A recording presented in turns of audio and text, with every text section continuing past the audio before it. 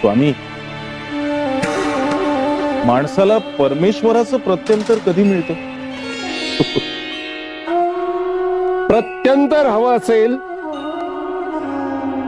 तर एकतर अविश्वास हवा किंवा मग समर्पण. स्वामी, ते कसं काय? समर्पण असेल तर बक्षीस म्हणून परमेश्वर भेटतो,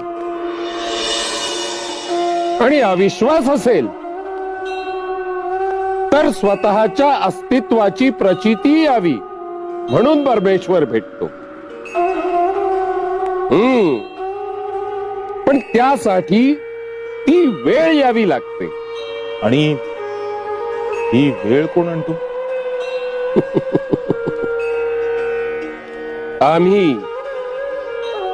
आम्ही आणतो ती